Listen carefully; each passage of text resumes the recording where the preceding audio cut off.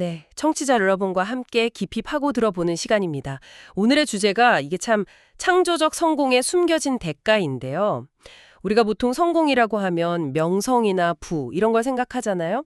근데 과연 그게 창작자에게 최종 목표일까요? 아니면 뭐랄까 독이 든 성배 같은 걸까요? 오늘 저희가 살펴볼 자료는 한 유튜브 채널의 영상 분석인데 이 성공이라는 게 어떻게 창작자의 정체성을 갉아먹고 또 그들의 가장 깊은 약점을 구경거리로 만드는지 아주 날카롭게 파고들더라고요.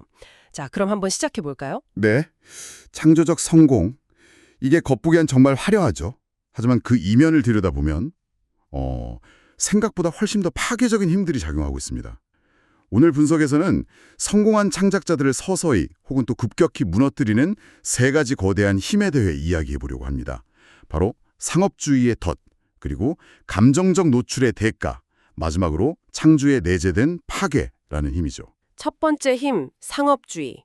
사실 그 고독한 예술가가 혼자서 뮤즈를 따라 순수한 자기 표현을 한다는 이미지는 거의 환상에 가깝다고 하죠. 맞아요. 성공적인 창작 활동은 결국 돈이나 권력, 그러니까 후원자나 고객 혹은 대중이라는 외부의 기대를 만족시켜야 하는 거니까요. 이 자료에서 제일 먼저 언급하는 역사적 예시가 아주 흥미롭습니다. 바로 미켈란젤로예요. 맞습니다. 우리는 보통 미켈란젤로를 시스티나 성당 천장화의 위대한 화가로 기억하잖아요. 그렇죠. 당연히. 근데 정작 본인은 스스로를 조각가라고 생각했죠. 교황 율리오 2세의 강요 때문에 어쩔 수 없이 그 그림을 그려야만 했습니다. 심지어 프레스코화를 그려본 경험도 거의 없었고 무엇보다 그 일을 정말 끔찍이 싫어했어요. 자료에 따르면 4년 내내 천장을 보고 누워서 작업하느라 목이 뒤틀리는 고통에 시달렸다고 하고요. 심지어 물감이 얼굴 위로 떨어져서 눈썹이랑 수염이 다 빠질 지경이었다고 합니다. 와, 상상만 해도 끔찍하네요. 이건 뭐랄까, 최고의 게임 개발자한테 갑자기 회계장부를 정리하라고 시킨 거나 마찬가지 아니었을까요? 정확한 비유입니다. 결과가 아무리 대단해도 과정은 정말 지옥이었겠네요. 네. 심지어 그는 그 고통에 대한 시를 쓰기도 했습니다. 내 톡수염은 하늘로 향하고 목덜미는 등에 붙었네. 뭐 이런 식으로요. 이건 위대한 예술조차 순수한 자기 표현이 아니라 때로는 원치 않는 외주 작업의 결과물일 수 있다는 걸 보여주는 아주 극적인 사례죠. 참 아이러니하지 않나요? 정말 그러네요. 그런데 이런 상업주의의 압박에 정면으로 반기를 드는 것처럼 보이는 사람도 있잖아요.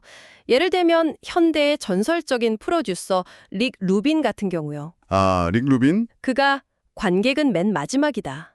The audience is last. 라는 유명한 말을 남겼죠. 이건 순수한 창작을 옹호하는 것처럼 들리거든요. 이 관점은 어떻게 봐야 할까요? 아주 좋은 질문입니다. 사실 그 말은 소수의 최상위 창작자에게만 허락된 사치이거나 아니면 그 말 자체가 굉장히 고도로 계산된 퍼포먼스일 수 있습니다. 자료 분석에 따르면 릭 루빈의 진짜 천재성은 순수한 예술적 에너지를 대중이 원하는, 그러니까 팔리는 상품으로 포장하는 데 있었죠. 그가 직접 밝힌 일화가 하나 있는데요. 가수 로이 오비슨과 작업할 때 오비슨은 더 이상 고음을 내고 싶어 하지 않았다고 해요. 네. 하지만 루빈은 제대로 된 로이 오비슨의 음반을 만들기 위해서 그의 상중인 고음을 내도록 거의 강요하다시피 했다고 합니다. 모든 관객이 가장 원하는 전형적인 로이 오비슨의 모습을 만들려고 했다는 거잖아요. 바로 그겁니다.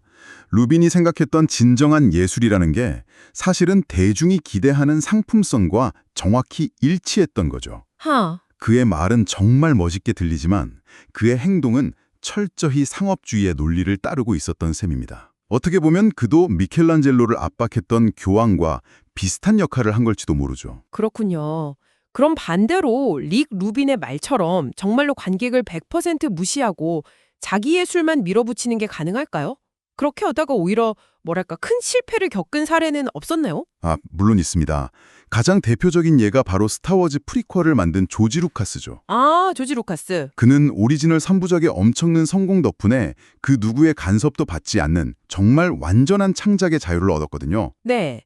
하지만 관객을 전혀 고려하지 않고 만든 결과물, 특히 그 자자 빙크스 같은 캐릭터는 팬들로부터 엄청난 조롱과 비판을 받았습니다. 맞아요. 비판이 정말 심했죠. 상업적으로는 성공했을지 몰라도 그 비판이 남긴 상처가 너무 커서 결국 그가 영화계에서 반쯤 은퇴하게 되는 계기가 됐다고 하더라고요. 결국 상업주의라는 게 남들이 원하는 것과 내가 하고 싶은 것 사이에 아슬아슬한 줄다리기 같네요. 네, 맞습니다. 이 줄다리기가 극단으로 가면 결국 창작자의 가장 깊은 감정까지 상품으로 만들어야 하는 상황으로 이어지는 것 같아요.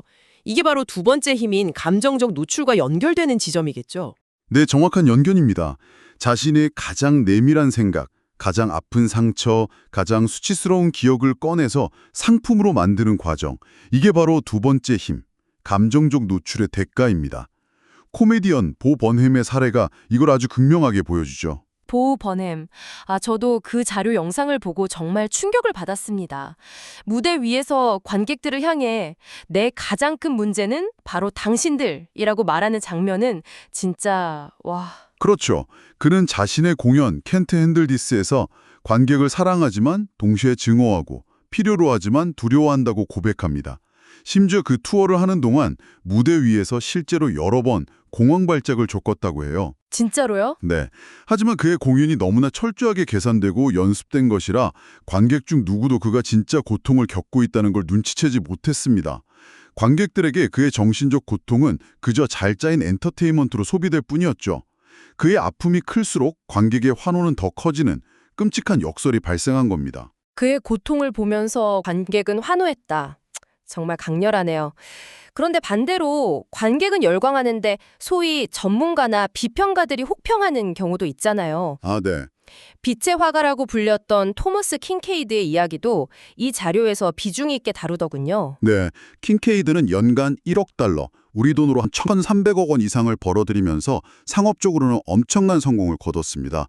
그의 그림이 수많은 미국 가정의 거실에 걸렸죠. 네. 하지만 미술계에서는 그를 거의 사기꾼 취급하면서 조롱했습니다.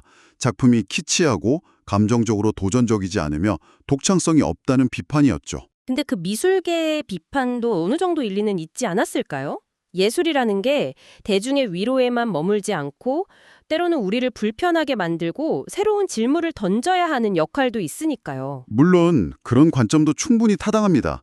하지만 이 자료의 분석은 거기서 한 걸음 더 나아가요. 진짜 문제는 그의 작품 스타일이 아니라 그의 태도였을 수 있다는 거죠. 태도요? 네. 미술계가 선호하는 예술가상은 조용하고 고뇌에 차고 세상과 불화하는 그런 모습인데 킹케이드는 자신감 넘치고 목소리가 크고 사람들을 휘어잡는 세일즈맨 같은 사람이었습니다. 아, 미술계 엘리트들은 그런 그를 이해하지 못했고 그의 성공을 비웃는 걸 일종의 쿨한 태도로 여겼다는 분석입니다. 결국 그도 자신의 성공에 갇혀버린 셈이군요. 대중은 그의 따뜻한 오두막 그림만 원했고 미술계는 그런 그를 조롱했고. 그렇습니다. 그는 사실 더 표현주의적이고 어두운 자신만의 다른 스타일의 작품을 그리고 싶어 했어요. 하지만 아무도 원하지 않았죠. 대중이 원하는 것을 그려줬다는 이유로 동료들에게 비난받고 자신이 진정 그리고 싶은 그림은 그릴 수 없다는 고통. 그 이중의 압박감 속에서 그는 알코올과 약물에 의존하게 됐고요. 결국 54세의 젊은 나이에 약물 과다 복용으로 사망했습니다. 자신의 고통을 예술로 승화시킨다는 게 멋진 일이라고만 생각했는데 보버넴이나 킹케이드의 사례를 들으니까 그게 오히려 평생 자신을 올가매는 덫이 될 수도 있겠다는 생각이 드네요. 혹시 이런 고통을 겪은 또 다른 음악가가 있을까요? 라디오헤드의 톰 요크가 바로 그 예시죠. 라디오헤드. 그의 대표곡 크립은 그가 대학 시절 한 여성에게 느꼈던 개인적이고 정말 수치스러운 집착에 대한 고백이었습니다. 나는 벌레야, 나는 별종이야. 이 가사가 그의 진심이었거든요. 네. 하지만 이 노래가 세계적인 히트곡이 되면서 정말 끔찍한 상황이 벌어집니다. 그는 매일 밤 수만 명의 관중 앞에서 자신의 가장 큰 수치심을 재현해야만 했던 거죠. 생각해보면 정말 잔인한 일이네요. 관객들은 그의 고통에 공감하는 게 아니라 그 노래를 그냥 쿨한 앤썸으로 소비했던 거니까요. 바로 그 지점입니다. 한 공연에서 그가 이 노래를 부르자 어떤 관객이 사랑해요라고 외쳤는데 이 자료에서는 그게 상황을 더 악화시킨다고 지적해요. 그들은 인간 톰 요크를 사랑하는 게 아니라 그의 고통을 전시하는 퍼포먼스를 사랑하는 거니까요. 결국 그의 가장 사적인 아픔은 그가 통제할 수 없는 영원히 박제된 상품이 되어버린 겁니다. 그가 원했던 건 수백만 명의 찬사가 아니라 어쩌면 자신의 그 비참한 감정을 알아주는 단 한 명의 공감이었을지도 모르는데 말이죠. 상업주의에 갇히고 자신의 감정을 팔다가 소진되고 듣다 보니까 창작이라는 과정 자체가 자기 파괴적인 속성을 가질 수밖에 없겠다는 생각도 드네요. 이게 바로 마지막 세 번째 힘, 파괴와 관련이 있겠군요. 맞습니다. 파괴에는 두 가지 측면이 있습니다. 첫째는 방금 말씀하신 것처럼 자기 파괴입니다. 영화 블랙스완의 완벽을 추구하는 발레리나나 위플래시의 한계를 넘어서려는 재즈 드러머를 떠올려 보시면 쉬울 것 같아요. 아, 네. 창조적 탁월함을 위해 정신과 육체를 한계까지, 아니 그 너머까지 몰아붙입니다. 친구와 가족으로부터 스스로를 고립시키고 자신의 몸이 망가지는 것도 개의치 않죠. 영화 속 이야기만이 아니잖아요. 엘비스 프레슬리나 에미 와인하우스처럼 성공의 엄청난 압박감 속에서 약물에 의존하다가 너무 일찍 세상을 떠난 실제 인물들의 삶이 바로 그 증거죠. 그렇죠. 엘비스가 사망 몇 주 전 공연에서 약물에 취해서 제대로 말도 못하다가도 피아노 앞에 앉자마자 관객을 위해 완벽하게 언체인드 멜로디를 부르는 영상은 정말 처절하더라고요. 그 영상이야말로 자기 파괴의 정점을 보여주는 장면입니다.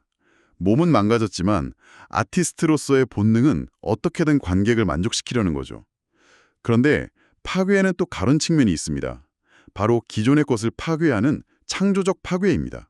창조적 파괴요. 파괴가 긍정적일 수도 있다는 말씀이시죠? 조금 의외인데요. 네, 새로운 것을 창조하려면 필연적으로 낡은 것을 부셔야 합니다. 패션 디자이너 이리스 판 헤르퍼는 3D 프린팅 같은 최첨단 기술을 도입해서 전통적인 재봉 방식이라는 패션의 경계를 파괴했고요. 또 다른 예로 버질 아블로가 있습니다. 그는 기존 명품 브랜드 의류 위에 자신의 디자인을 더 씌우는 방식으로 작업했죠. 아, 그 40달러짜리 랄프 로렌 셔츠 둔면에 파이렉스 23이라는 문구를 프린트해서 550달러에 팔았던 그 일화 말씀이시군요. 맞습니다. 그건 단순히 옷을 비싸게 판 게 아니었습니다. 당신들, 그러니까 기성 명품계가 나를 위한 자리를 만들어주지 않는다면 나는 당신들의 이름 위에 내 이름을 새겨넣어 내 자리를 만들겠다. 이런 선언과도 같은 파괴 행위였죠. 와, 그는 그렇게 배타적인 패션계의 벽을 부수고 자신과 같은 스트리트 출신 디자이너들을 위한 공간을 만들어냈습니다. 이처럼 창조와 파괴는 정말 동전의 양면과도 같습니다. 자, 그럼 이 모든 것이 우리에게 무엇을 말해줄까요? 상업주의, 감정적 노출, 그리고 파괴라는 세 가지 힘이 어떻게 창조적 성공을 악몽으로 바꿀 수 있는지 정말 여러 사례를 통해 살펴봤네요. 듣다 보니까 이 모든 끝없는 야망과 성공에 대한 집착이 사실은 창작자 내면의 어떤 결핍감이나 불안으로부터 도망치기 위한 수단일 수 있겠다. 뭐 그런 생각이 듭니다. 그것이 이 자료가 제시하는 핵심적인 통찰 중 하나입니다. 많은 창작자들이 부와 명성, 즉 성공을 쫓는 것처럼 보이지만 그 행위의 근원을 파고 들어가면 그들이 진정으로 추구하는 것은 연결, 커넥션이라는 거죠. 우리가 무언가를 만들어서 세상에 내놓을 때 그건 사실 이런 질문을 던지는 행위와 같습니다. 이것이 내가 보는 세상인데 당신도 그렇게 보이나요? 아, 그 질문에 대한 긍정적인 답을 듣고 싶어서 그 연결감을 느끼고 싶어서 창작을 하는 거군요. 그렇죠. 그리고 그 질문에 대한 답을 확인하기 위해 반드시 수백만 명의 팬이나 1억 달러의 수입이 필요한 것은 아닙니다. 진정한 창조적 만족은 거대한 상업적 성공이 아니라 자신을 진정으로 이해해주는 소수의 공동체, 어쩌면 단 몇 명의 친구들에게서 올 수 있다는 강력한 메시지를 이 자료는 던지고 있습니다. 그렇군요. 결국 가장 중요한 건 규모가 아니라 깊이라는 거네요. 네, 마지막으로 청취자 여러분께 이런 질문을 던지면서 마무리하고 싶습니다. 오늘 우리가 나눈 이야기를 듣고 난 후 여러분이 앞으로 예술이나 음악, 영화를 소비할 때 눈앞의 상품과 그 뒤에 숨은 창작자의 취약한 자기 표현을 어떻게 함께 볼 수 있을까요? 그리고 어떻게 하면 창작자를 파괴할 수 있는 바로 그 압박감에 기여하지 않으면서 그들의 작품을 온전히 감상하고 또 지지할 수 있을까요? 한 번쯤 생각해 보시면 좋을 것 같습니다.